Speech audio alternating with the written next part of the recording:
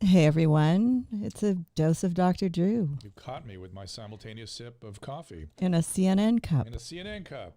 Yes, I was part of CNN for many, many years. It's hard to imagine where CNN Don't tell is. anybody. No, I was delighted. I'm proud of that. We did a lot of good news. And by the way, we would do good news now on CNN if they would have me. I know, that's for sure. Let's let everybody pile in for a minute. I'm going to make a couple COVID comments before we get started. Okay.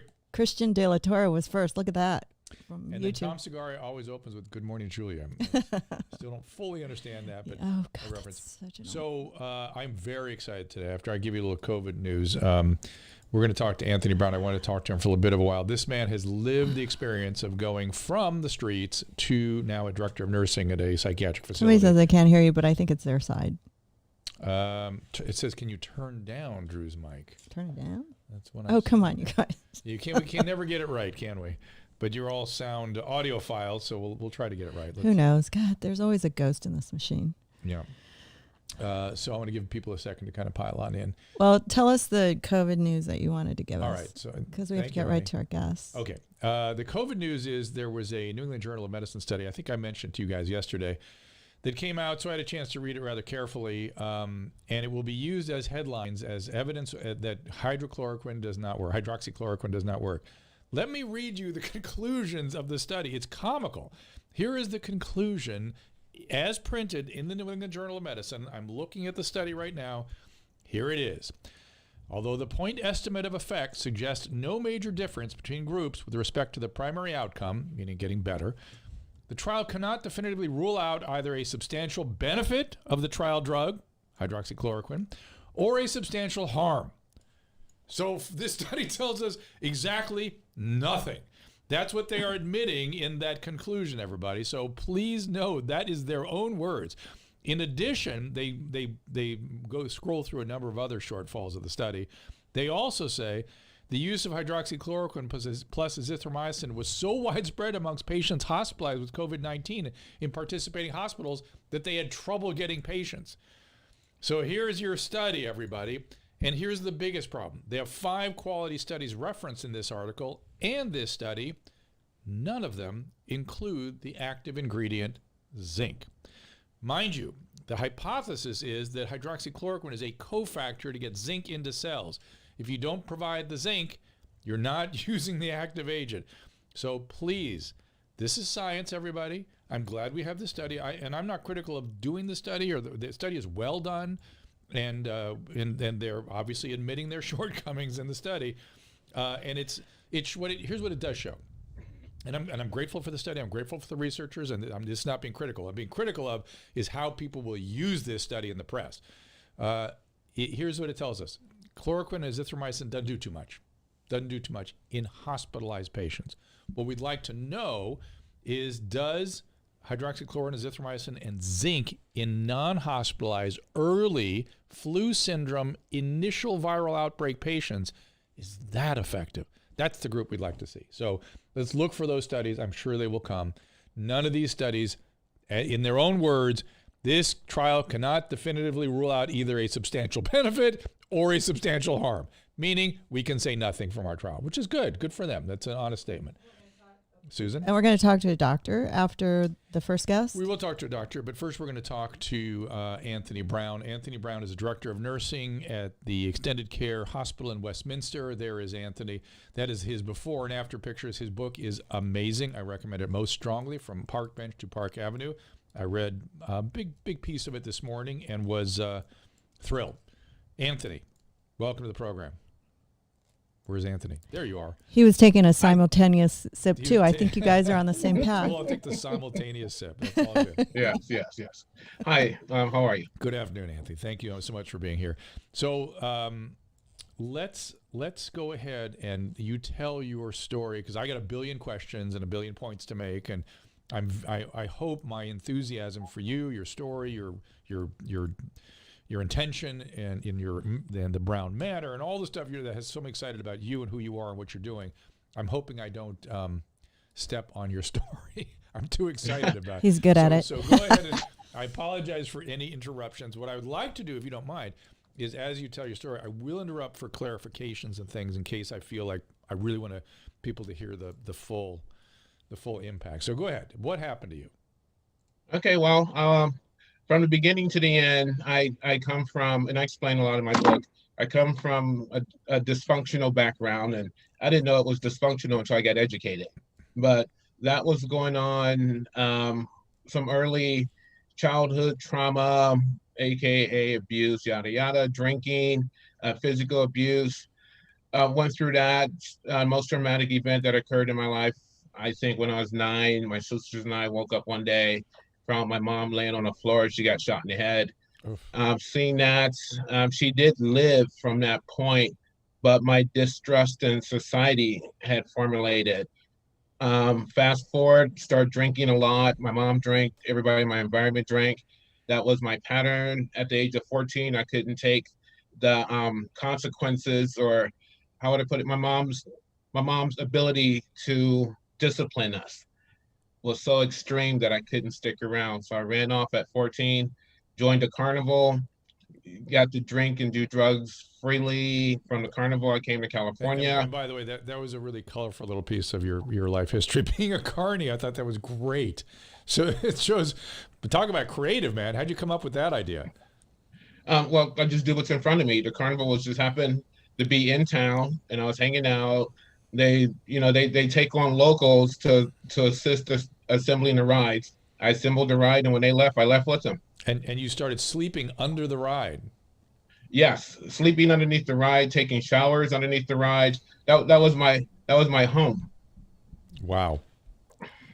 Did you have any thoughts at that point? Were you thinking to yourself, how am I doing in life, or this is good, or you just didn't think about it? You were just surviving.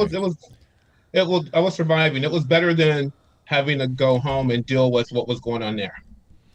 And so you then from Carney, keep going. I did the Carney life until I was 18.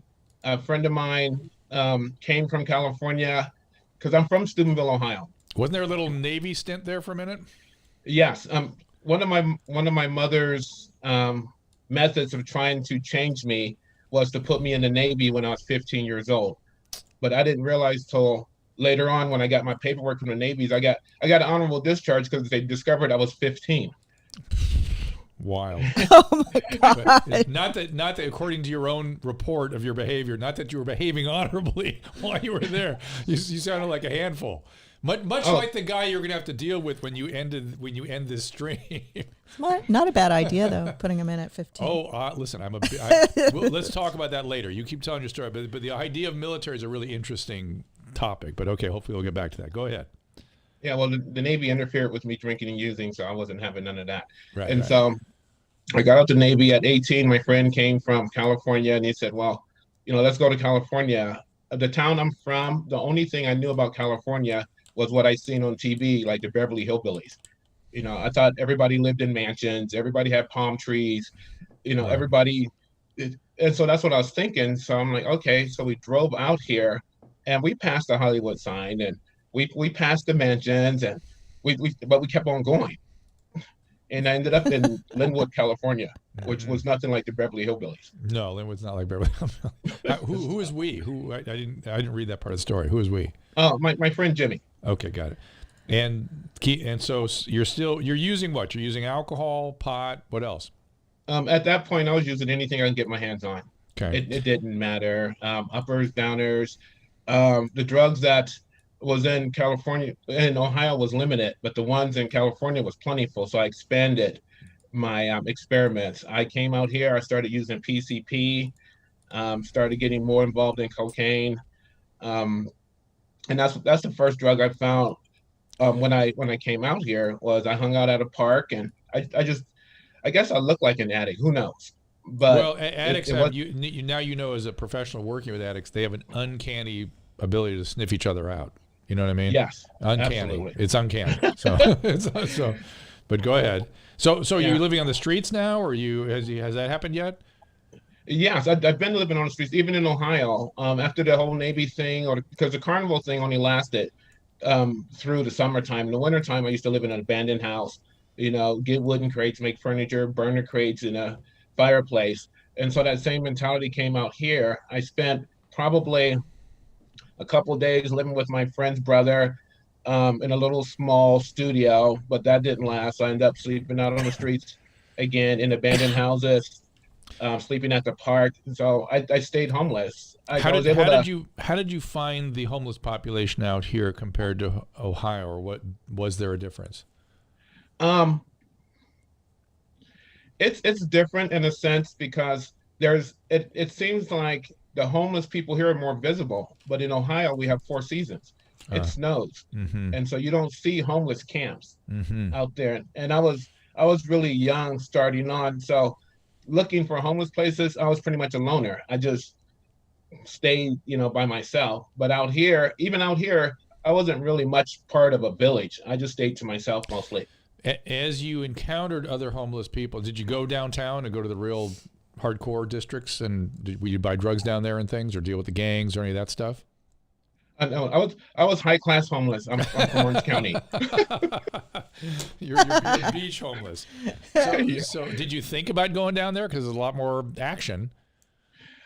No, because once I started getting involved in drugs, Yeah, I was a functioning addict. I guess that's what you can say. I was able to hang on to a little desire to want to do something. I got small jobs all over the place, but I mostly hung out in back alleys, slept in carports. People would allow me to come and couch surf, things like that. I got a job at a restaurant, which helped feed me because when you flip burgers, you can eat.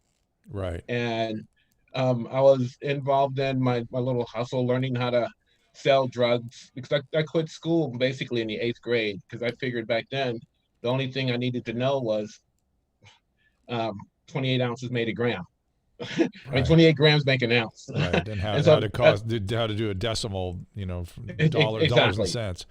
Exactly. And so that was the knowledge I felt was necessary. And so I started selling drugs, and it kept my habit going. And so I'm working at this fast food place selling drugs out the drive-through window, and made it it was doable until the heat got on. Till the police? Yeah, well, the manager at this restaurant at times enjoyed cocaine as much as I did. That's convenient. Yeah, and so because of my connections, he allowed me to be in charge of all the cash registers and things like that. And back in those days, I can admit I was a liar, cheat, and a thief. You put me in front of money, I'm going to figure out how to accumulate it.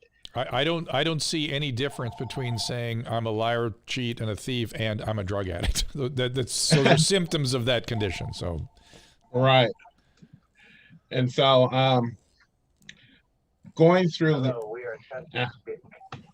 okay, and so going through that portion of my life, it didn't last very long. The heat got on. He fired me, but I've already established my little place of business, which was on the corner there. Right. And so that's when I started getting arrested.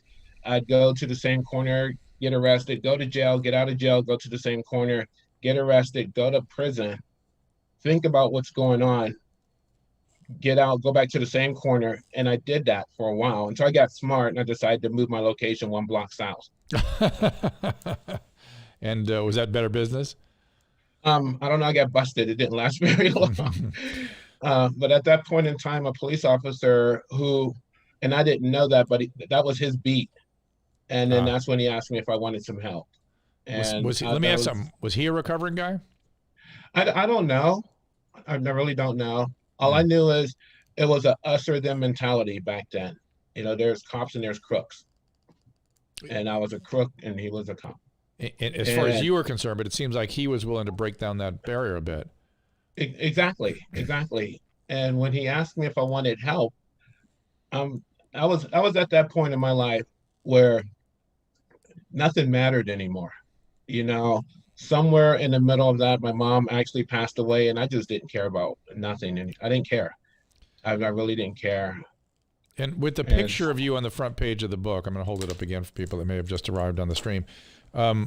You were begging also once you got out of the fast food restaurant, right? Is that how you fed yourself? Yeah. Whatever means possible. Yeah. And that's a cleaner version.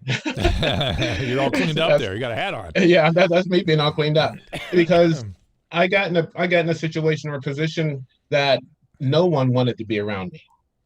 They didn't. I hung out in back alleys. I forgot about even trying to work. Once I found out that my mom's death was final, I didn't care about life, and I just ran rampant. I felt that if I don't feel anything, when I don't get any, if I don't if I don't want anything, I don't feel anything, and if I don't get anything, then that's okay. You don't get And disappointed. yeah, You have and no so expectations. Hey, not let me ask a couple of questions, and we will cut to the chase about how you turn things around in a second. What was your sort of experience of other homeless people? Were they mostly at the time when you were out on the streets? Was it mostly a story, variations on the theme of your own story, one sort or another, whether it was opiates or meth or whatever? Still, the story was trauma, abuse, alcohol, pot, meth, off we go, hustle, right? right. It was we were all peas in a pod. Was You there know, anybody homeless that you came across that had a different story? um, there were people who had both parents because I was raised with a single parent, Mm-hmm. but mostly in that environment, our commonality was the drug use. Right.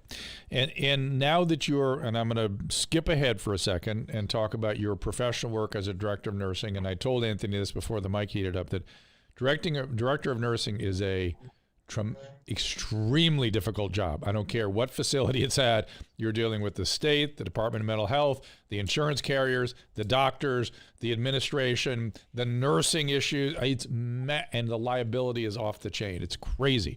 So A, congratulations for doing that job. That is no BS, man.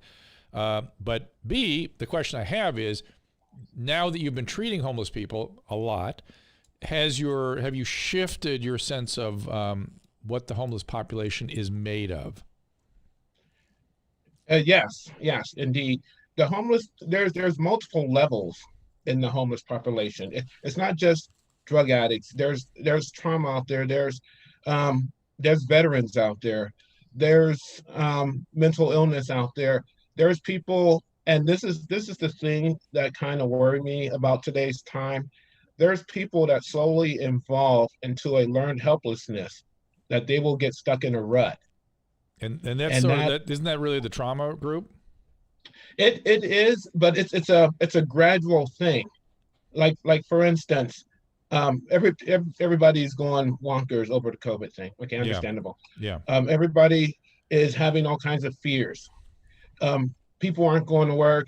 People are relying on some sort of income from somewhere else to pay their bills. Unfortunately, people who you're supposed to pay your bills to still want their money. Right. And when you don't pay them, then they will remove their stuff from you. Then you're homeless. And then how do you cope with that? Maybe drugs, maybe some sort of inappropriate behavior. But then you gradually start sinking down to that level. So I'm going to break that down. So within we're going to call it learned helplessness. Is that an okay category to call it? Yes, I would. So within that category, people that again are drug addicts, they weren't addicts. The addiction didn't cause the homelessness. The addiction was an attempt to deal with the homelessness. Accurate? Yes. Okay. So there's addicts. There are people that are, jobless. Now the jobless group has been studied, and they on average take about 3 months to get off the street on average. So that means within that group, there's another group that doesn't make it out. What do we know about that group? Those are the people that just give up. And wouldn't we just call that depression? Well, we could. I don't know if depression would be the proper label. Let's be fair. Let's be fair to both of us. I don't think that's been studied. I don't think anybody's really knocked it down that way and looked at it so granularly. Because they're not. So little is being studied about what the actual medical needs are of the people on the streets that you and I are just speculating based on our experience. Accurate? Yes, I agree with you on that one. Okay. Now, within the learned helplessness group, other categories? Addicts, jobless, give up. Addicts, jobless, PTSD. PTSD, which is often back up to trauma and veterans, right? So there's a crossover there. Yeah. Yes. Yeah. It's so. But what's fascinating to me is, as you and I break this down, almost none of this actually involves homes. You know what I mean? It involves the person and their mental state and their mental illness or their addictive use. And the idea, my fundamental philosophical position is, calling it homelessness suggests that if you give somebody a home, you're done. You got it. Oh, that's not right, and that's not going to work. Right. So tell me what you think is going to work. What's your theory? My theory, I look at it from two different sides of the coin. One, of the person that's addressing the issue, because their mindset has to change. How do we do that? Well, educate yourself, be open to change, being able to do a lot of self-exploration. Because if we walk in with an adjusted attitude of, I'm going to save this person, I'm going to help this person, then we're already off to the wrong path. When we should be thinking, this is another person that's like me. What can I do to help me? Are there ways to, now I know what you're talking about because I've treated many thousands of addicts. It's how you approach an addict. You cannot change them. You can motivate their change, right? Would that be accurate? How do you motivate change? How do we do that with somebody who's like yourself, who's only interested in doing drugs in the back alley? How would I, well, we're in a minute, we're going to go to your moment of change. We'll talk about that yet. But how do we go to somebody who's not yet at their moment of change and try to motivate them to want to change? Well, first of all, you have to get a person to listen to you. And before they can do that, they have to believe what they're listening. It sounds kind of complicated. No, that's why you're so important. I know you could cut through that shit.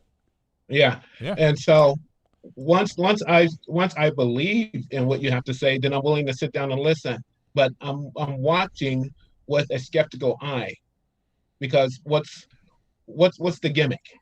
Why are you doing this? But if you approach me wholeheartedly from understanding and reshaping your belief system, then your behaviors are going to portray something that I might believe. It's interesting, Anthony. The what's the gimmick thinking, I have trouble dealing with it clinically myself. I'm not good at it. And it's I put it under the heading of criminal thinking. You know what I mean? Isn't that kind of criminal thought? Like, everyone's in it for something. Why is he trying to do, what's he in it? What's in it for him? Why is he trying to help me? Kind of thought. Right. Yeah. Right. Ugh. How do we, a corollary of that is the idea that law enforcement and probably social services and anything that the administrative structure or the what should we call them? Security structure? I don't know what to call them. So I'm going to put social work and police in the same box. They're all looked at as the oppressor if you're out there on the streets, right? Okay. How do we change that? Well, again, we have to see an example of that change. I always tell people, your actions speak so loud, I can't hear what you say. So don't approach me from here, this is who I am, what I can do for you. Approach me from a way in which I'm convinced that you actually care about what you're going to do for me. It's great if I see you. Do you know Officer Dion downtown? Do you know him? I do not. I have heard of the name. He is a living embodiment of that philosophy, and that's why he's successful. Effective. So Anthony, let's go back to your moment of change. So you're on the streets, this officer comes up to you. I'm going to bet he was a recovering guy because like you said, he probably knew how to approach you. You know what I mean? Recovering people kind of know, right? I don't know if he's in recovery. I don't know if he was just tired of arresting me, but he did have connections in recovery. And so he introduced me to a lady who has a treatment center. And this was the first person since I was 14 that gave me the impression that she cared. She had that, she embodied that philosophy I'm talking about. And when she looked at me, she says, I think you got a chance. And, of course, the way my mindset was formulated back then is, well, a treatment center would be a great place to sell drugs out of. And and I'm sure you've you've countered many, many Anthonys since then in your own program, right? Oh yeah. That's Oh yes, I routine. have. That's routine. They either Yeah, come in yeah, to sell drugs or have sex. That's sort of their, or yeah. get Pretty much. two, three hots in a cot. That's the other motivation. Yeah. And so I went. I met this lady, and she was nice. I once again got out of jail, and another lady from this treatment center came. Hmm. And when she came, the first thing she asked me, I'll never forget this. She asked me if I wanted a cigarette, and I'm like, here's a clean cut person asking me, a total stranger. And for a lot of people, a cigarette may not be much, but it was huge. Hmm. It was huge. Hmm. And after that, she asked me if I wanted to go out and eat, and she was willing to buy me lunch, a total stranger. Hmm. And I'm baffled. I'm like, because I've been used to people. If you give me something, you want something back. There's a string attached. You're waving it in front of my face. You want me to follow you. But for some odd reason, I felt this lady was real. And so she took me to this treatment center, and she said, do me a favor. If you're going to leave, don't jump over the fence. Just walk out the gate. And I'm like, you trust me? And that started my whole journey. Somebody said on our chat stream here, I've never met a police officer in recovery. They don't share it a lot amongst their peers. I have treated a lot of them, and I've met a lot of them. Trust me, there is recovery amongst police officers. Trust me. Their PTSD and all the stress they deal with motivates substance use. They got to deal with it, and they sometimes do, sometimes don't. They're not exactly the easiest group to treat, but when they recover, they're wonderful. So it's still, when you break down that moment of change, can we do more with that? Is there I always like studying moments of change. Was there anything else going on? I like the reciprocity idea that she gave you stuff without any expectation of anything in return. That's something I hadn't thought about, and that's really an important thing. Was there anything else going on with you at the time, as you think back, that maybe opened you to the possibility of change? Well, that I entered that environment skeptical because I had trust issues, and so I entered this new environment, and everything was completely different than where I come from. It was the difference between light and day. I come from an LA, and I'm in a bed, and that took an adjustment period. And I think people need to understand that when you're making a transition, it's going to be an adjustment period for anybody because you're in cultural shock. And I had a fit doing chores. It's like, why do I have to do chores? Right. A homeless man of my caliber, why do I have to do chores? But they were nice, and I said, well, because that's what people do. They make their beds. And they didn't come to me like, well, you got to do this. They just said, no, that's what people do. And then they explain, when you make your bed in the morning, at least you can say you got one thing accomplished for the day. Right. And so, again, that philosophy, your actions speak so loud, I can't hear what you say. They showed me what to do. They demonstrated and illustrated, and it happened so continuous. I started to adapt to that environment and start doing those things. And it's interesting. All the happiness literature shows that when people always asking, what's the one thing I can do to get myself on the road to the happiness, and they'll always say the same thing, which is make your bed. Make your bed. All right, so let's now get a little more granular in the treatment of homelessness. How is that going at your institution? Well, my institution, we deal predominantly with mentally ill. But that's what but you both have established and agree that the broad category of mental illness is pretty much what's going on the streets, whether it's addiction or trauma or schizophrenia, whatever it might be, right? Yes, but it's complicated because everybody wants their autonomy. Everybody wants to make their own decisions, which is fine and dandy, and I'm all for that. We don't intervene with that until they show that they're unable to make a safe decision. But that is something defined by the law, right? Exactly. And that, would you agree that law is too narrow? That the idea of gravely disabled is so narrowly conceived now that we can't help people we'd like to help?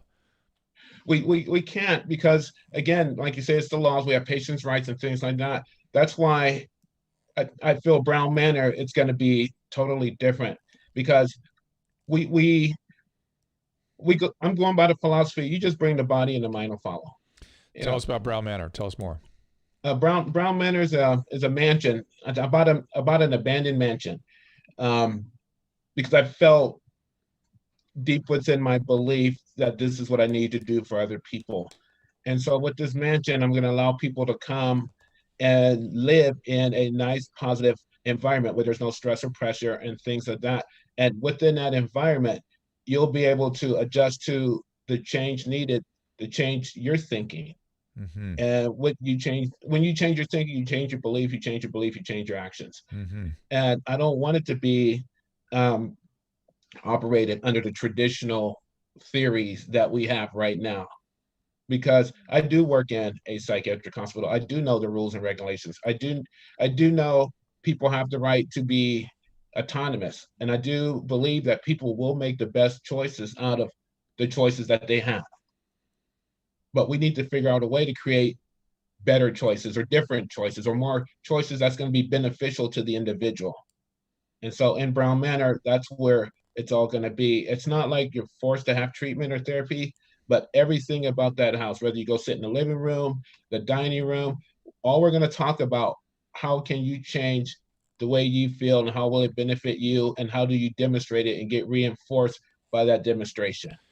Are you going to staff it with psychiatrists and nurses so you can deal with the mental health piece as well, or will they just be sort of visiting?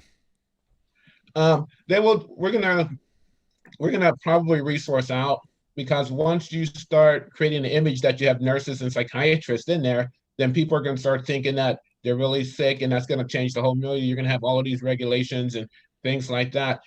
It's going to be not like a sober living, because you're not just going to be sober. It's going to be independent living. You're right. Actually going to live your way in a better thinking. Right. So you do vocation, everything, education. Yes. Yeah. Mm-hmm. I love the model. What overwhelms me is the idea that there are 75,000 people on the streets of Los Angeles that could benefit from that model. Now what?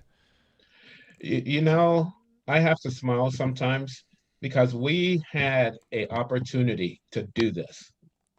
Fairview Developmental Center in Costa Mesa closed down. It's a city. Everything there is structurally designed to create this model. I thought that was ridiculous too. Why did it close down? They had health issues. I think it was, they were going to take a bunch of people who had, what was it? They were going to move some people in there who were sick, and then the city refused, right? The community freaked out. Yeah. Yeah, that's after it. Okay, go ahead. I grew up with Fairview. I lived in Newport Beach, and I remember Fairview being the local mental hospital. And by the way, Anthony, Kimberly, some of our staff, our chatters are saying, start a GoFundMe. They want to donate to Brown Manor. Oh, he has one. Oh, so what is the GoFundMe? So if you go on the web, I'll get it really quick and I'll put it on the chat. Okay. So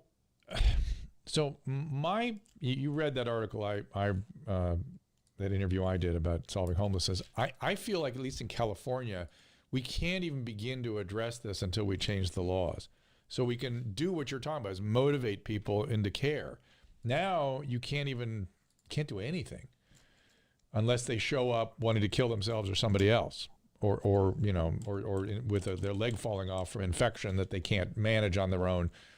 By the way, even with that state, I've seen these cases where somebody literally has an MRSA ulcer in their leg, and they're like, "No, I'm fine," and the cops won't bring them in. I mean, right. because it's not truly gravely disabled yet. They can decide as they. So to me, there is the lack of insight. I think it's caused by something called anosognosia. The lack of insight is getting in the way of the treatment of so many of these folks out on the streets. And anosognosia with dementia, you jump right in on. But anosognosia with schizophrenia, well, now we can't touch them. Isn't that right? Weird? Isn't that weird? It is. And that's why I think it's equally important that we educate those who want to care. Because even though you want to care, you may not know how. So a lot of people don't even realize how important it is to be able to lower your stress levels so that you can be receptive to gaining more information that you can utilize to benefit others. And that is what's going. If we can get politicians, and I'm not going to go off on that. If we can get people who are in the know that can make these decisions, because somewhere somebody can make these decisions. That can happen. Matt, I'm going to take you and we're going to go after those people. You and I, man. That's what I want to do. I mean, we agree enough that I think that, I mean, don't you agree we should change 47 and 57 so it's not so inconsequential to do drugs, so we can at least get you? We can have you, see you, account for you, and then get you into treatment of some kind.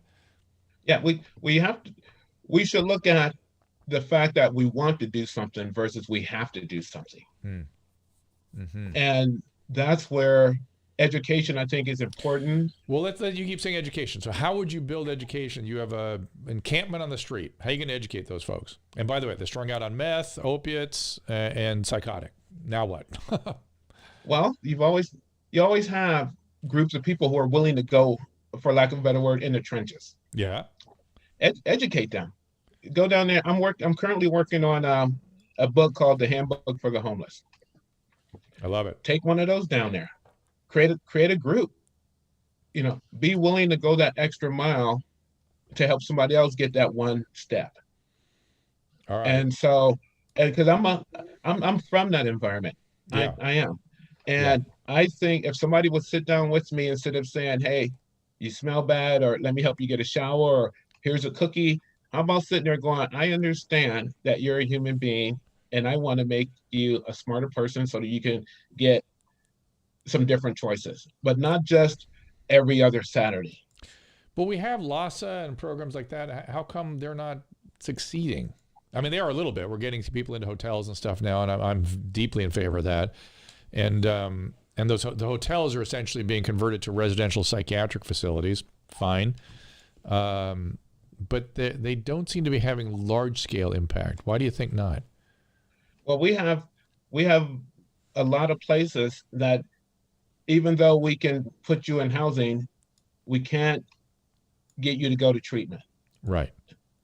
Another thing that might be an issue is if you take a group, a large group of people that is living one mindset, one lifestyle, and you put them in a new environment, they're going to convert that environment into their group. Of course. And so that's why I said Fairview would have been perfect, because it's huge. You can have different levels. And so with Brown Manor, I'm hoping to create a prototype or an example of how this would work. I believe that if you shoot for the stars, if you land on the moon, at least you got off the planet. Yeah. I can envision converting a whole city into this philosophy. Well, that's interesting. People have proposed things like that periodically. And God knows it'd be less expensive than the $1 million condos they're building in Los Angeles. You literally, and there's lots of land in California. We could figure something out. I think keep aiming at that one, man. I think there's more to that than you know. And I think the idea, and you're so inspired by Fairview, I think that's why you see this as a real possibility. Yes, it's there. It's everything is there except for. I remember now. They were going to move all the homeless people in from downtown LA or something, and then the city council was like, no way. So we literally need to take Fairview and put it out in, Edwards Air Force Base or something, and do something out there. But then you've got to have the ability to move people out there, which unfortunately it just. I don't know. Again, that's the problem, is we have no ability to help people get to these environments. But crazy, huh? But I don't know. Maybe if we had something that really was appealing to people. I believe that some of the homeless, at least, are the people that would have gotten in covered wagons and come west back in the 1850s, right? I mean, that's I'm not kidding. My family. Yeah, that would have been my family. No, that's who a lot of those people. I ended up in Orange County. So it's not that homeless could be unproductive; they could be very productive. They need, We just lived in trailers for a while. But they need a certain kind of structure and a certain kind of treatment to get there. Let's do a little bit on trauma. You were struck with a extension cord repeatedly, and this was what your mom thought was a way to. What was it say? Use the rod, spare the child, or whatever. Spare the rod, ruin the child. Whatever the biblical statement is. Right. That was her method of discipline. Right, and you and I both know that that doesn't, not only does it not work, it causes dysregulation that leads to drug use. I mean, I always tell people, Susan, I got water here. If somebody is sick enough with addiction that they need to see me, there's a 100% probability that they had physical or sexual abuse. Mm-hmm. And physical abuse is when somebody picks up an object, when you're a child, somebody picks up an object and hits you with it, that's physical abuse. I don't care what, that's it, period. That's the threshold. So how do you understand that phenomenon now? I look at it as she utilized the tools that she knew. But how do we get parents back to your education model? How do we get parents that are entrenched in that thinking to come to understand how destructive that is? Again, education. We need to put it out in a way that's not so threatening. Make it palatable, that it's something that they might be interested in looking at. And again, education doesn't come for me in the form of some polycomplex sentence structure. Right. It comes into just, okay, where are you with your understanding, and let me reach that level. Right. I believe that we all know right from wrong. We know what hurts and what doesn't hurt. Well, it's look, this stuff is transmitted intergenerationally, right? I mean, exactly. It's somebody's parents did it, and then they think that was how you do it, and that's it. And I'm not saying never hit a child. I'm not having the spanking conversation. I'm saying when a child is worried about their safety at the hands of a parent, well, first of all, they run away, and you had that experience. They won't stay in the home, and then reasonably, why wouldn't they run away? And secondly, it affects the ability to regulate emotions, and it leads to drug abuse and other mental health issues. I think us talking about it honestly is an important thing. Yes, I agree. Again, it's part of that educational component, and it's really interesting because I wrote the book to shine a light on all these things that people don't want to talk about. Yeah. Are you getting a chance to get out and do any public speaking or anything? I am not, mostly on Zoom, and I would love to do more talks on this topic. It's my heart. I love watching the light bulb come on. I love having people saying, okay, I didn't know that, but now I do. And so I have a website. If people want me to come, Zoom is, I guess, is the way to do things now. I'm more than happy to come. You will be speaking out in the real world eventually. I mean, let's face it, this will pass in a few months. But what is the website? It's anthonyhowardbrown.com. anthonyhowardbrown.com. Susan is typing it in right now. I hear her typing, as does everybody else. I know. They're like, stop the typing. Sorry, I forgot to turn off the mic. So it's all right. Anthony, I hope we will work together a lot in the future. I hope we'll do other sort of educational kinds of forums like this. I hope people will go get your book. Again, it's a easy read. It's a enjoyable read, and in here are many light bulbs to go off. That's what Anthony likes, and that's what he's accomplished here. And he's an inspiration. Of course. Listen, I saw you for 1 minute. So I do a show every night on Fox 11 here, a local Fox affiliate in Los Angeles. We think Simpson and Family Guy affiliate, and but there it is right there. And Anthony did a little piece with Christine Devine. Those of you in Los Angeles know who that is. And I just literally looked up at the screen, saw you say one thing. I heard her introduce what the story was, and you literally went, I'm a director of nursing, and we really need to focus on medical issues for the homeless. And I thought, I know where his head is. I'm in love. I know. I got to read his book. I just knew exactly who you were and what was going on immediately. And you're a peer, and I appreciate you. And we need everybody go to the GoFundMe. Yeah, go to the GoFundMe. Let's get Brown House off the ground, and let's read the book, and let's do some stuff, Anthony. Because we're in the middle of COVID, it's not like things are moving at a rapid pace, but I'd love to do maybe some speaking, or maybe get the ear of some politicians or something where we get on this a bit. And somebody's saying, Audra says, I'm a child psychologist. Starting my master is focusing on child sexual physical abuse prevention and intervention. Good for you, Audra. And the Surgeon General in the state of California was just initiating an adverse childhood experiences initiative look up ACE score and you'll know what I'm talking about. And then the COVID came in and washed that all aside. But that will come back. That will come back. And Anthony, you today have inspired me to look forward to that. So it's something I've been fighting about and for most of my career, at least the last 10, 15 years of my career, and certainly treating it for 35 years. So anything before I let you go, Anthony, last words you want to say? You got to go deal with that guy at the facility that's decompensating. Yeah. I just want to say thanks. I want people to know that we can help. You know, one of my models is one light does make a difference. Keep it up, man. And let each of us be that light that can illuminate a pathway for other people that can become me.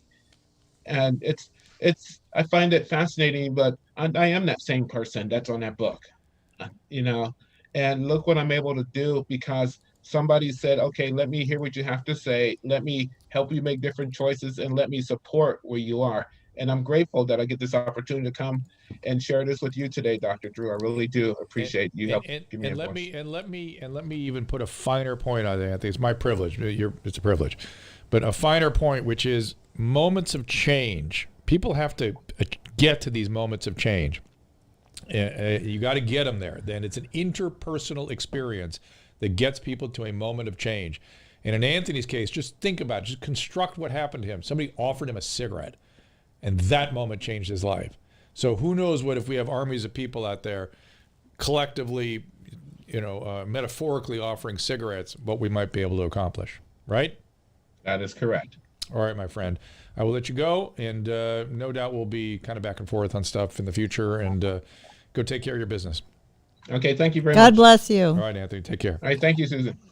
See, Susan, I told you. You're always right. I knew what that was. Coming up next is Dr. David Samadi. Yes, let's get David in and I'm going to have to set up the Zoom. In the meantime, I'm going to put you on with your restreamers while I set up his All right, good. camera. Let me talk to you guys. We're going to get Dr. David Samadi in here. He had a censorship problem, and I just want to talk to him about the practice of medicine in today's world. It's crazy. Benjamin almost ended up homeless. Ooh, dude, that's quite a story.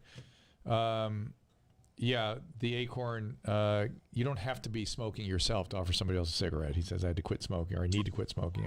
I'll get you that.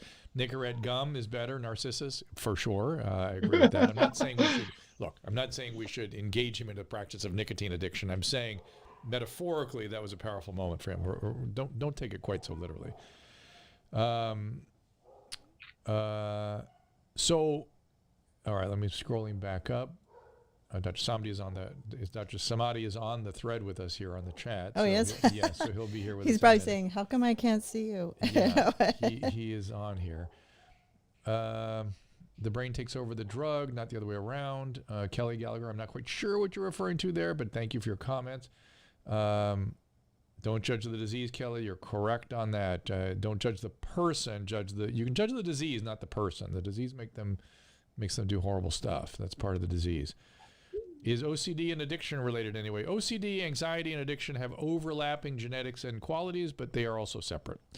If you have OCD, it does not mean you're going to be an addict.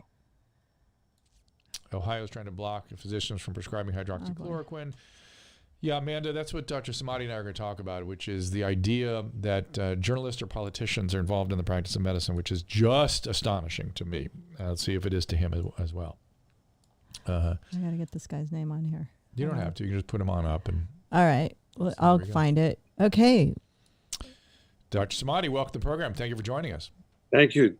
Thank you, Drew. Good to be with you. Dr. Samadi is a urologist. Where are you? I'm a director of men's health at St. Francis Hospital in Long Island. Fantastic. And before that, I've been making my round at Sinai, Columbia, and all these hospitals. Right. And I'm with the Prostate Cancer Foundation. I am a post robotic radical prostatectomy for a grade 6, Gleason 6 localized prostate CA. So I'm very involved in the world of urology these days, even though I'm an internist. That's great. I'm glad you've done well. It was 10 years ago now, so it's all Wonderful. good. That's great news. And I'm sure you're spending your day doing a lot of that procedure, yes?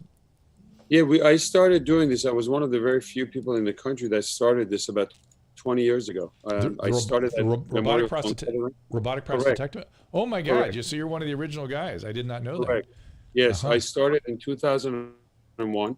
After I was at the Sloan Kettering with open surgery, I went to France, spent a year in France because all the laparoscopic prostate surgeries started from there.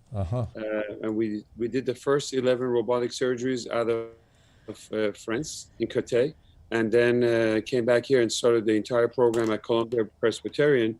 And since then, we've done well over 8,000 of these surgeries, a lot of volume, and I've been all over the world performing, teaching, doing them. So do you have a assistant clinical professorship at Columbia or Mount Sinai? I started there and then moved on to associate professor at Sinai and professor at many different centers. All right, so this is an appropriate way to frame this, which is you're one of the leading urologists in the country who brought us a life-changing procedure to these shores. You're a assistant clinical professor at some of the highest level, particularly surgical and cancer treatment centers in the world.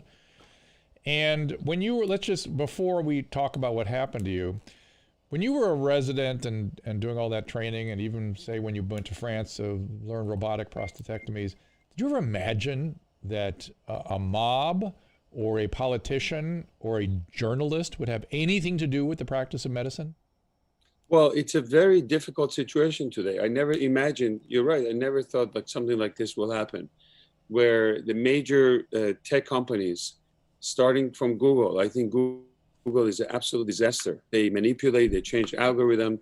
They, if they want to promote an article, it shows up to first page, etc. To Facebook. Now we are having tremendous amount of problem with Twitter. As you know, yesterday they locked me out of the whole account. I got an email out of the blue saying that you have no access, you're locked out. Over nothing. There were basically like 3 Twitter tweets that I put in. Nothing crazy, nothing like you never said like this is a cure for COVID. You know me, I've been an academic for 20 years. I read all this scientific data. I'm very careful about how to interpret and what to say publicly because of the nature of the work that we do. But I really think that there's a room for this medication. Many countries are using it. They've had good success. There are some articles that has come out that supports it and some articles against it. Yeah. It's up to me as a doctor and you to read and study and also in any medical conference when we were in residency fellowship. This is a medical discussion. This is not a bar fight where, if somebody doesn't like what you say, they just lock you out and block you and ban you. And no, this is how we reach consensus in the practice of medicine. We try things, we do things, we have hunches, we do what we think is clinically right given our experience and instincts, and then we go and share it with our peers and exchange ideas, and then we reach a consensus. And then we publish the studies. I'm looking at one today in the New England Journal on hydroxychloroquine and azithromycin, and I read the conclusion earlier. It's comical, and people don't. This will be used as a study that proved something. Here's their first limitation. The point estimate of effect suggests no major difference between the groups with respect to the primary outcome. The trial cannot be definitively rule out either a substantial benefit of the trial drugs or a substantial harm. So the study says exactly nothing, which is good. They're honest about their shortcomings, and that's medicine, right? That's how you do medical research. You criticize your own studies.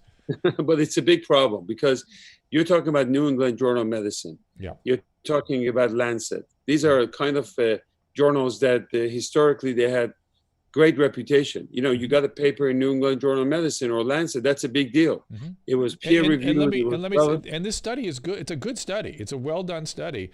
But the point I'm making is, as any good study, they criticize their own study within the body of the discussion, and they make the statement, well, you really can't say anything from our study. But the problem is people are going to use this study as some sort of definitive evidence.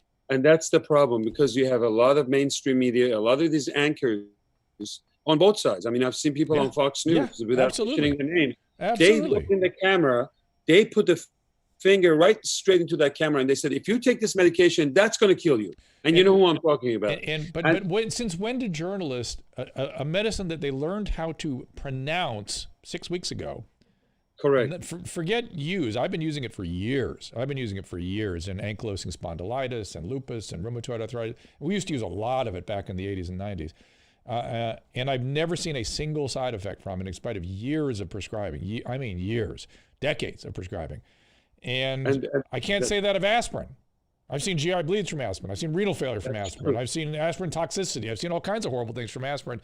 Not one side effect from Plaquenil. And that's my experience. That's my clinical experience. So I have a sort of a facility with hey, man, somebody came up with a theory about how this might be useful. It seems very harmless. Let's look at it. That's it. That's what we're talking about. So, except, the situation with what you're describing about aspirin and anything else, we can have all this debate all we want, and nobody is going to get hurt. The problem with the situation here is we wake up 6 months ago, and all of a sudden we have a gift from China saying like, okay, here's a virus, go deal with it. No information, no data, no help from WHO. And we're finding out piece by piece exactly how to fight this, get our ventilators, get everything. You have a pandemic going on. Remember those models that we're talking about? 2 million people are going to be in the body bag. And so when you have a medication that based on some of the other countries in South Korea, India, Brazil, you have like leaders of the countries are taking it. You have politicians on the other side coming in and saying like, look, they saved my life. It should be neither here. We shouldn't even be discussing it publicly. That should be between that politician and his or her doctor. And the reality is, if you want to have public discussions about medication, let's talk about leronlimab. Let's talk about remdesivir. Let's talk about why aren't we also including those in the why don't the journalists have opinions about those? So unfortunately, this medication became politicized, as you know, and that's all wrong, because if we can save some lives and we can really help people in the public out there, now they don't have access. And you see like governors of some of the states are banning, their doctors are prescribing, the pharmacy is not filling them up. But all of that, that's all one huge problem. The biggest problem that I have is how the hell this like Twitter, who is on the Twitter side? Who is the big professor over there that says this tweet goes against the guideline? This tweet from like some like a terrorist country should stay, but this one is really harming people. One of the tweets, for example, that I wrote, Drew, was don't say it because we might get don't say it, we might get canceled off YouTube. Okay, right? I won't say it. But, right. No, we won't. But it was Susan. basic. I never promoted any of the doctors. I never put any of those videos. Nobody said this is a cure. You have to understand, like, I'm very careful about how I basically get the knowledge. I've been doing this for many, many years. Yeah, you're an academic. Out there. You're assistant clinical professor of surgery. I want to hear what the tweet was. I don't care. Just hit me. Oh, Susan, you're going to. Well, the tweet was that like if you hate President Trump, that's your prerogative. But when it comes to medicine, leave the politics out. And the other tweet was, if there are leaders, I said the New York Times basically says that this is unproven, but there's some studies suggest that this can help. And if the leaders of the country are taking it, perhaps we should look into this seriously. Now, these tweets it doesn't say much. It just says, let's give this a chance. Right. And all of my tweets that you would see, they're all positive. Let's stick together. Let's act like one team. United States of America, all these like stuff that's uplifting that you want to hear from a doctor during the time of any pandemic. You have to understand, I deal with cancer. When you come to me as a person with prostate cancer, and there's this, oh my God, what do I do? My continence, sexual function, cancer. It's my job to carry you over my shoulder with all the expertise, all the like things that I have, and make sure I deliver you to your family. That's what we're doing during this pandemic. People are depressed. They have lost their jobs, anxiety, depression, suicide, a loss of jobs, child abuse, schools are closed. So to the extent that I can, I'm sure it's the same way for you and many other doctors, you try to put some good information, public education, positive feedback to people to get them going through this thing. So we come out on the other side in one piece. And yet we have this censorship. One video is gone from Instagram. Another one from Facebook is deleted. Twitter account is closed. But the importance of this is not about David Samadi. This is a major censorship against now doctors, and can go on to other things. And I just don't understand how the social media became so powerful to decide, and they changed their guidelines and what they want to do every day. And the government needs to put stop to this. And the bigger what do you think about this? Well, the bigger problem is that it starts to have relevance in the real world. I hear that Ohio is about to outlaw pharmacists from distributing hydroxychloroquine. Oh my God. They put a ban on that. And actually, like, I put a tweet about this, and I asked the governor, I like to see the data of why he's basically putting a ban on hydroxychloroquine. Right. And to my understanding, about an hour after that, the ban was stopped and it was reversed. So the data is, let's you and I review the data really quickly. The objective data as it exists. There was one good study on advanced COVID that shows it has no efficacy and maybe an adverse effect on outcome. Whether that's real or not, we don't know, but enough to sort of go, okay, advanced COVID, let's not use it there. We have several studies of hospitalized patients. That means people are already in trouble, that they may be past the infection phase and into the cytokine activation phase. We can argue whether that's true or not. In that population, it's unclear. Certainly we can't say really any adverse effect. It's unclear. Now, all 5 studies that have been done did not include zinc, which is thought to be the active agent, which is insane to me, but okay, at least we know that hydroxychloroquine and azithromycin without zinc probably doesn't really do too much in moderate disease. Correct. All the reports that we have on early disease, what it's designed to be used for, which is during the viral replication process with zinc, all those are not double-blind crossover placebo-controlled studies. They're all sort of anecdotal, and they all look good, but those are really hard to do given the fact that 99% of people get well anyway. So you have to have really a lot of people in those studies to show efficacy or do a blinded crossover of some type, or at least a blinded study of some type. Do you agree with all that? Correct. And that's, if you look at all the interviews I've done in the last 6 months since the beginning of the pandemic, I've always said that this medication, by the time the patient is late in the game, they're close to the ventator or cross that bridge. Yeah, and that's different. It's a waste of time. It doesn't work. But at the beginning, vitamin D, vitamin C, Z-Pack, prevention, any kind of bacterial pneumonia, reducing this cytokine storm that you're talking about, nebulizers, steroid nebulizers, anything that will cause opening of your lungs, bronchodilators, basically prevent you from getting to the hospital. Right. I'm all for it, and I'm sure that that's common sense. Now, the other one, the Lancet study that everybody went crazy and said, here we go, that's the end of hydroxychloroquine. Remember, I was saying that this has a lot of flaws. It should be a retractor. It was. And it did. Yeah. 2 weeks after. So it was all falsified data from an organization that had no history of working in medicine. It was crazy. It was erroneous and no good.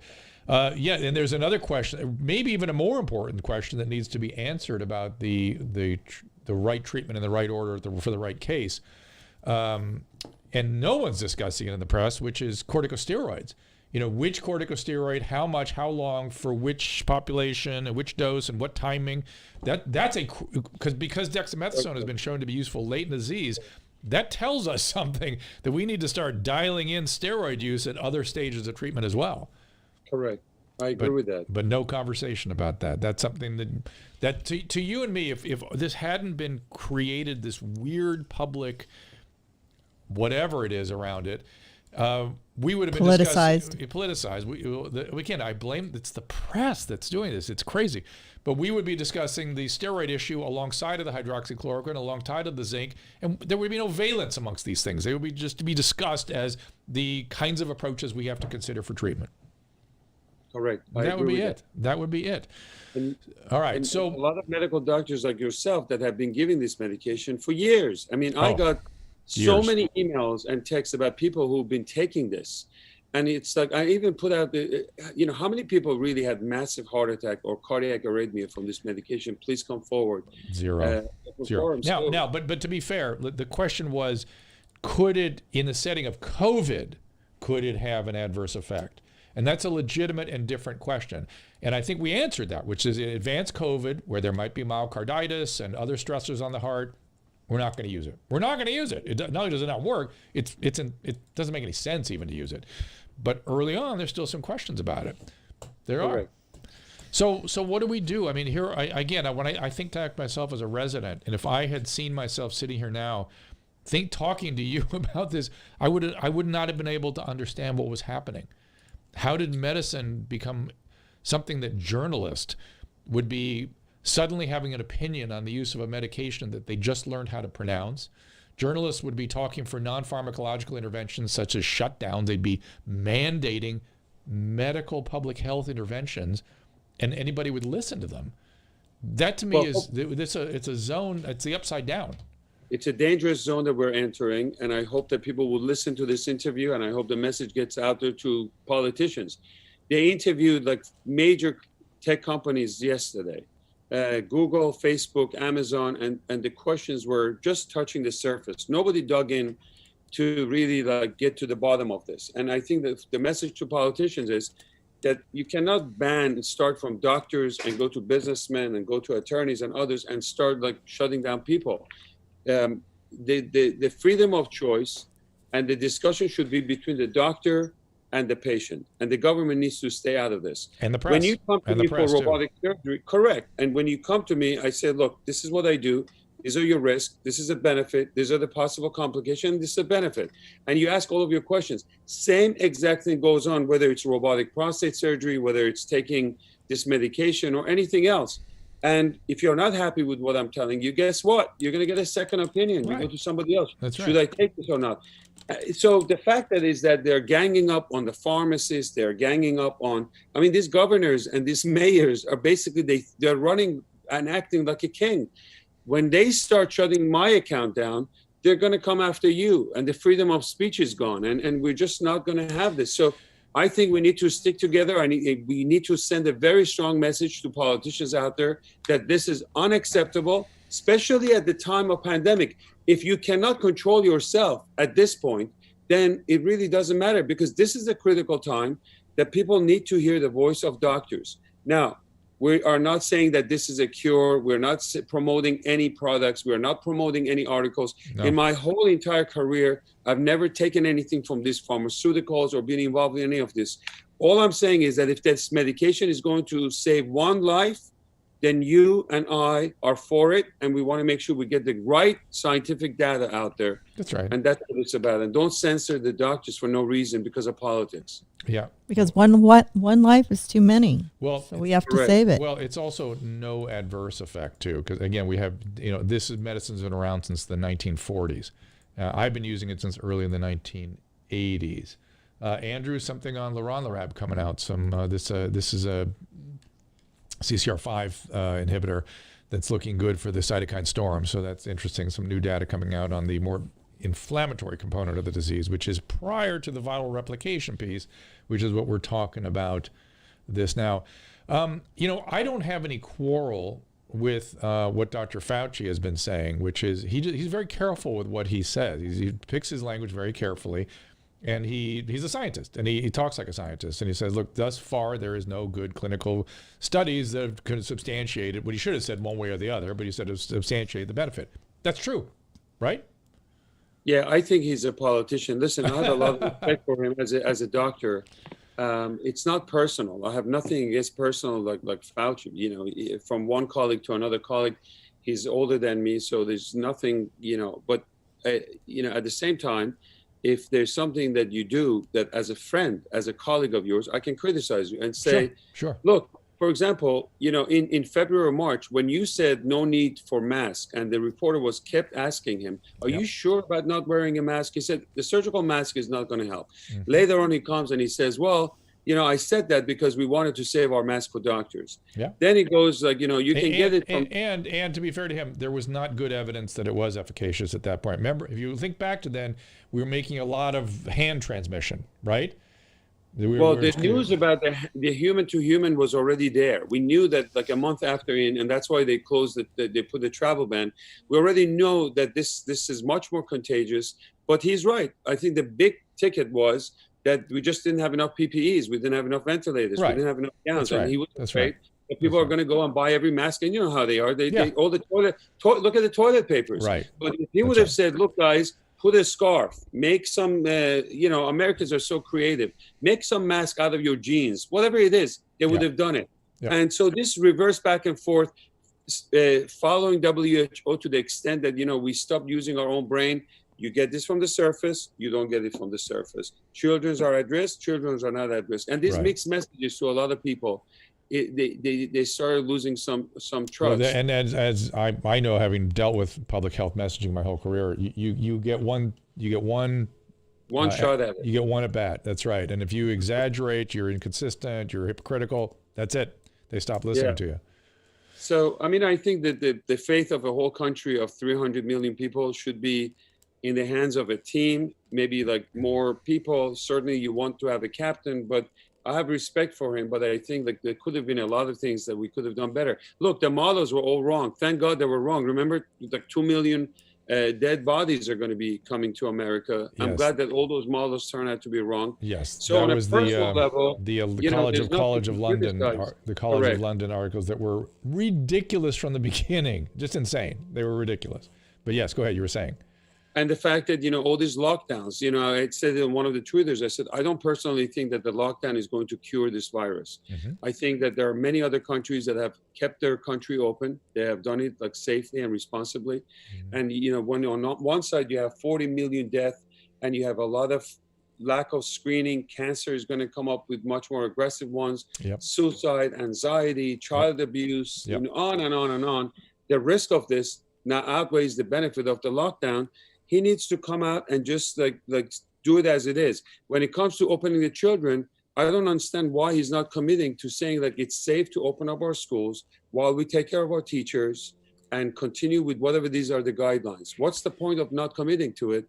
And that's when you start saying like, is he really also politician and doctor? Or that's where the questions comes in, but nothing personal. Yeah, it's what I saw from the beginning was we had people making really huge treatment decisions, what are called non-pharmacological interventions, without understanding how to make a risk-reward analysis. They're not. You and I are used to that all the time. Every time you put on a surgical garb, you understand there's a risk-reward diathesis in play. Correct. And we're hammered with do no harm, do no harm, do no harm. And that piece got completely lost in the fog of war here. And to be fair to everybody back at the beginning, it was a fog of war. I mean, we didn't really know where it was going to go. So I'm trying not to judge mistakes that people made early. Lockdowns were excessive, but okay. Fauci was wrong about masks. Okay, he adjusted course. I don't know if he apologized or not, but at least adjusted course. I mean, everybody got everything wrong. I got it wrong. I was comparing it to H1N1 and other epidemics. Got it wrong. But now we kind of know what we're dealing with. We kind of know what it is.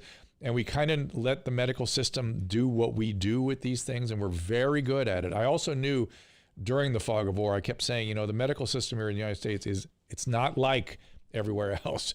We improvise, we adjust, we're able to take action, and we do this better than anybody else, That's true. Anybody. And I knew that would affect that College of London curve as much as anything else. And now we're in the middle of it, where we're, you see it in the data. Cases going up, hospitalizations going down, death rate going down, because we're doing a better job of treating it. And I'm sure that this will pass, and I'm sure we're going to be just fine. But I think there's a lot of lesson that we should learn from this, and we need to become independent of China. We need to get our act together. And if we're just going to get comfortable, and after this election, we're going to go back to sleep, I promise you there's going to be another pandemic in 5 years from now. Mm-hmm. Bring your antibiotics. There's no excuse to have 90% plus of your antibiotics made in China. For national security and many other reasons, you have no ventilators, you have no PPEs. This is crazy. And that's why we need to become, when it comes to our healthcare, independent, develop everything in this country, and protect ourselves. And so I think there's a lot of lesson learned from this mistake and this pandemic. I do too. I've learned stuff myself a lot. When in treating COVID, I've treated mild, moderate, severe, fatal COVID. I've seen how it works. I get it. I've learned a lot about something called cytokine activation syndrome or cytokine storm, which I think is going to affect how we treat sepsis the rest from now on, because I see how part of the septicemic syndrome now often includes this sort of thing. Yeah. I've learned about respiratory transmission and how much more profound that is than I thought. I thought the hands played a much more significant role in respiratory disease, and turns out maybe not so much.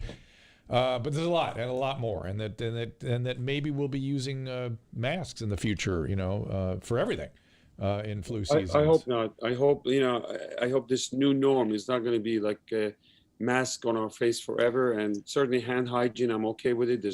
We should always consider that.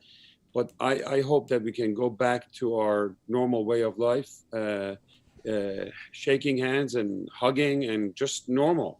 And I think this pandemic will pass. And my message to a lot of people out there is I know a lot of people, Drew, they're very depressed. They are very anxious. It's unbelievable. It's out of control. Yeah. The hotels are closing. The restaurants in New York is becoming a disaster. It's really sad for me to walk into Madison and Park Avenue and see this devastation. But the big message is that we will get through together. We need to stick together as one America, and we need to be strong.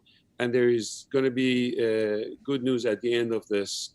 And we'll come back bigger and stronger. I think that is a great message to end on. And if you need to discuss this further, we're here. I appreciate you. The time. Thank you for bringing the Da Vinci robotic radical prostatectomy to the shores here. I am a living beneficiary of that procedure. I was out of the hospital the next day. I love the man who saved my husband. Yeah, that's right. I mean, I'm happy to have another program about that. There's so many exciting new techniques and new things that has come in that field. And by the way, for anyone that need to get some questions about prostate cancer, we have a very interesting site, prostatecancer911.com. And they send their questions, and we always answer them and help them. So I appreciate you having me on board. All right, sir, and thank you for all your work, and hopefully we can keep discussing this and keep the dialogues open. Hopefully we won't get canceled for even having the conversation. Who knows? I'll make sure it. I'll get on the phone to Twitter. So he has a book coming out soon too. We just have down at the bottom. It's not out yet, but the Ultimate Manual is a prostate cancer manual. Yes, it has a lot of information about prostate cancer and overall men's health. I'd like to see that. I read one that was not very good when my husband got prostate cancer. And No. This is going to be, because especially men, as a result of this, even in this pandemic, they were more affected by this. So I think you're going to like it, and hopefully you will be on board on endorsing the book. It's going to be great. Let's do a whole prostate. Drew's gonna read it. You'll have to send us a copy. He'll be happy to help. We'll dedicate a whole thing to it. Thank you so much. And a reminder, too, something we just sort of brushed past, that because of COVID, people were delaying coming in for their medical care. Cancer's up, advanced cancer's up, heart disease up, stroke up, everything up, and people are sicker when they're coming to the hospital. So when you hear that hospitals are overwhelmed, the issue now is not COVID, it's delay in medical care. So please get your screening, get your proper medical care done. Correct, Dr. Samadi? Absolutely, I agree with that. Yeah, totally right. Okay. And we'll be in touch. Thank you so much. Thank you, sir. Thank you very much for having me. You bet. And Susan, let's wrap this thing up, shall we? Susan? Yeah. So I have your stream up. I just want you to mention that you're going to be on Fox tonight. Fox 11 with Alex Michelson, who will be back to join us on this stream here, Susan. He was begging you to come on the other day. He wants to talk about I know. We have to have him on with the with Chad. And well, if we can get the Party Bros on here, that would be fantastic. Or maybe Adam. I don't know. We'll see. Well, I mean, he would love that. like Alex. But if we can get Chad Kroger or JT Carr on here, that would be great. You'll be on foxla.com/live at 7 p.m. Pacific. Elaine has a really interesting question, a recommendation. I like it. She said have a rheumatologist on, because we could talk about cytokine activation from the perspective of a rheumatologist. And no one's doing that. That's a great idea. And I kept saying, get the rheumatologist into the ICU and get their opinion on the use of some of these medications that they're so used to using. Andrew Ashkazvili, send me the data on leronlimab. Apparently some good news came out today. That's great. And can I email about teeth and Suboxone? Ooh, that's interesting. Susan, are we ready to wrap things up? We will not be in here tomorrow. I hope we'll be on Saturday, would you say, Susan? Yeah, I'm getting my hair done tomorrow. So don't tell anybody. Was that a yes? We're going to be here tomorrow, or no, we're not going to be here tomorrow? No. No. I have to get my hair done.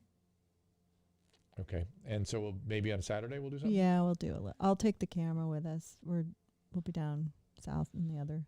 Just taking your questions, so you guys can save up all your good questions. But definitely shout out to Dr. Samadi. I spelled his name wrong in the beginning, but that's probably not a bad thing.